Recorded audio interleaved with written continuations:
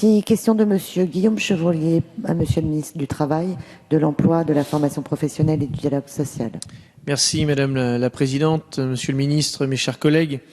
Ma question concerne la crise de confiance que traverse l'apprentissage dans mon département, la Mayenne, mais une crise qui concerne également tout le pays. Les chiffres parlent d'eux-mêmes.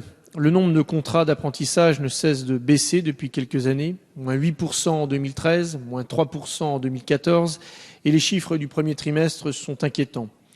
En Mayenne, on est passé de 1100 apprentis à 850.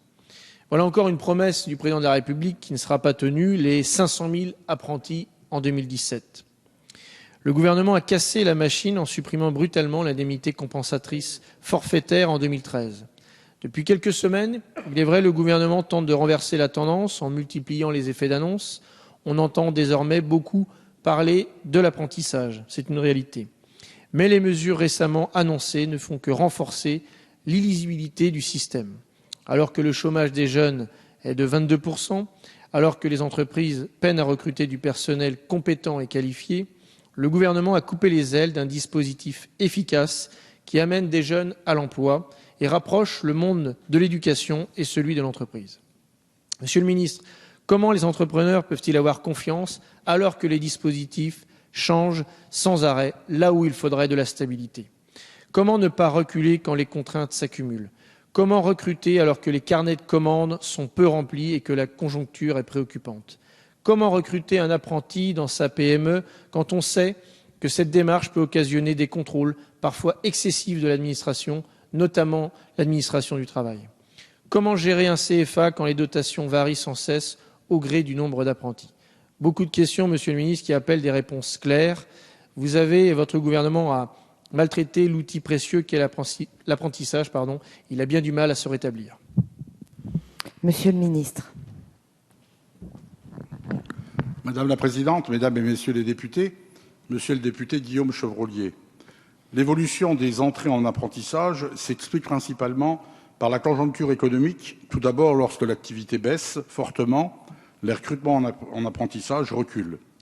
Puis, par les choix faits en matière d'orientation des jeunes vers l'enseignement professionnel.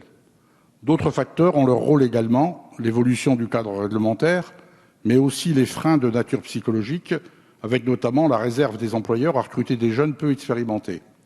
L'ensemble de ces freins a fait l'objet d'un plan d'action consécutif à la réunion présidée par le président de la République le 19 septembre dernier et dont le ministre du Travail a dressé le bilan positif le 7 mai dernier. 3 nouveaux chantiers structurants prioritaires seront lancés pour le compléter. Tout d'abord, pour améliorer le statut de l'apprenti dans le cadre de concertation avec les partenaires sociaux. Ensuite, pour définir une offre de services numériques complète pour aider les employeurs et les apprentis dans leur démarche. Et enfin, pour définir une démarche nationale d'engagement de services dans les CFA. Pour 2015, l'évolution des ressources a été rendue publique. 202 millions d'euros supplémentaires, dont 77 millions d'euros affectés aux régions, leur permettant d'exercer pleinement leurs responsabilités. 2 dispositifs viennent aussi soutenir la rentrée. L'aide TPE Jeune Apprenti, annoncée par le président de la République, et la prestation Réussite Apprentissage, pour permettre à 10 000 jeunes issus des quartiers défavorisés d'accéder à l'apprentissage. Les entreprises doivent maintenant s'engager dans ce cadre clair et stable à accueillir des apprentis. Pour les mobiliser, François Rebsamen a confié à Gérard Mestralet une mission d'ambassadeur de l'apprentissage.